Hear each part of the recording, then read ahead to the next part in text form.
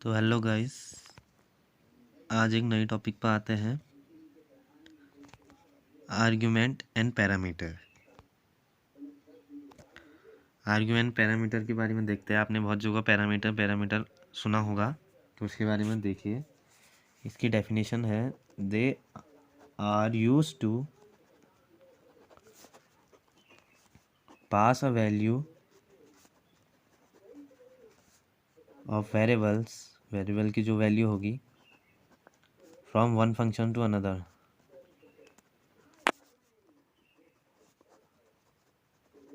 एक फंक्शन के to another function, एक फंक्शन से दूसरे फंक्शंस में पास करते हैं वैल्यू से पैरामीटर और फंक्शंस कहते हैं ना, ये आर्ग्यूमेंट कहते हैं।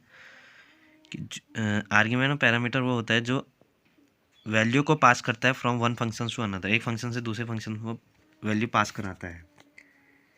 दो टाइप्स के पैरामीटर्स होते हैं। पहला है actual parameters.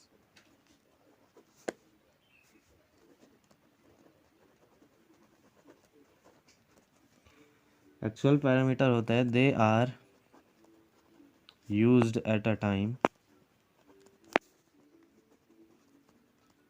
of function calling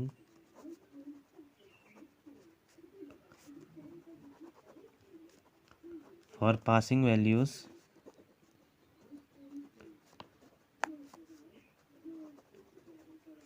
to functions definition। Actual parameter वो होता है, they are used at a time of functions calling. ये फंक्शंस कॉलिंग के टाइम पर यूज़ होते हैं और ये पास करते हैं फंक्शंस अपने जो वैल्यू दिए हैं, वो जो फंक्शन ये वैल्यू को पास करते हैं फंक्शन डेफिनेशन में। एक्चुअल पैरामीटर ये होता है। उसके बाद दूसरा है formal parameter. Formal parameters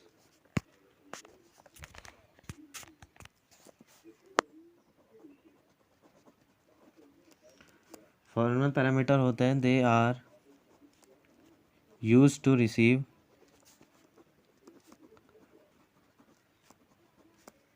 values from actual parameter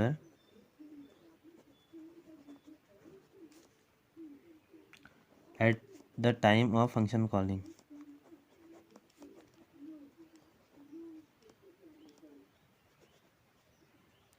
formal parameter होते हैं, they are used to receive values from actual parameter at the time of function calling. जो रिसीव करते हैं वैल्यूज़ को जो फंक्शन कॉलिंग से पास हुई है, फॉर्मल पैरामीटर वो होते हैं। एक्चुअल पैरामीटर तो जो फंक्शन एक्चुअल पैरामीटर वो होते हैं जो फंक्शन कॉलिंग के समय जो वैल्यू पास होते हैं फंक्शन डेफिनेशन को, उसे एक्चुअल पैरामीटर कहते हैं। और फॉर्मल पैरामीटर होता है जो हमने वैल्यू पास किया एक्चुअल पैरामीटर से, वो रिसीव कर रहा है डेफिनेशन, तो उसे फॉर्मल पैरामीटर कहा जाता है। They are use to receive values from actual parameter at the function of at the time of function calling. तो ये ऐसे चलता है। इसके दो प्रकार ऐसे हैं। आर्ग्यूमेंट और पैरामीटर के दो टाइप्स होते हैं, एक्चुअल पैरामीटर और formal parameter. When the function is called with the actual parameters, then the value of actual parameter 1 is passed to formal parameter 1 and the value of actual parameter 2 is passed to value formal parameter 2 of the function definition and so on। मतलब एक के बाद एक चलता है। जैसे एक value एक ही को पास होगी। जैसे हमने लिखा था यहाँ से ए इक्वल टू प्राइम एन, यहाँ लिखा था ए इक्वल टू प्राइम एन, तो एन की जो वैल्यू हो एक्स को जाएगी। जैसे हमने यहाँ पर लिख दिया एन कॉमा एम, तो यहाँ भी I N T X comma I N T Y, जो एम की वैल्यू होगी वो वाई को जाएगी। ऐसे ही चलते रहेगा, एक के बाद एक के बाद एक के बाद एक। तो ये दो प्रकार के फंक्शंस, ये दो प्रकार के पैरामीटर्स हैं। आई होप आपको समझ में आया होगा। अब आ जाते हैं एडवांटेजेस ऑफ फंक्शंस।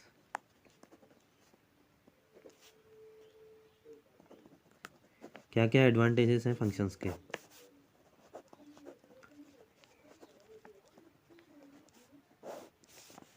पहला है फंक्शंस प्रोवाइड्स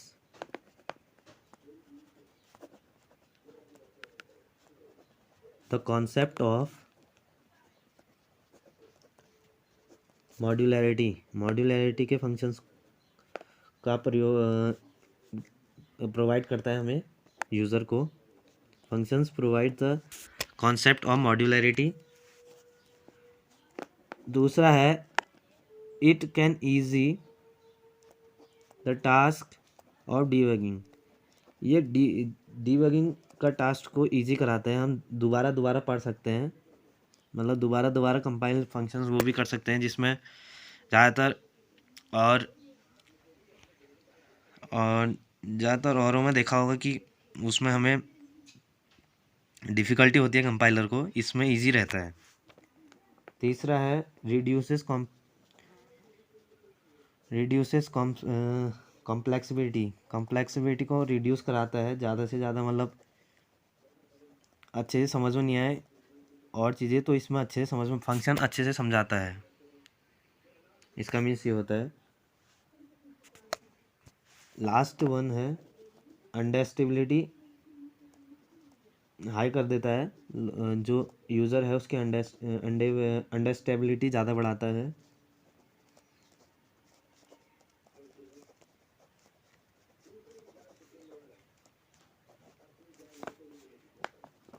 लास्ट है there is no concept of rewriting. No concept of rewriting, दोबारा दोबारा लिखने का कॉन्सेप्ट नहीं है फंक्शंस में, इसलिए वो अच्छे से समझ में आता है और अच्छे से डिबग कर सकते हैं, समझ सकते हैं, लिख सकते हैं, पढ़ सकते हैं। तो ये है फंक्शंस के एडवांटेजेस। आई होप आपको समझ में आया होगा। फिर मिलते हैं।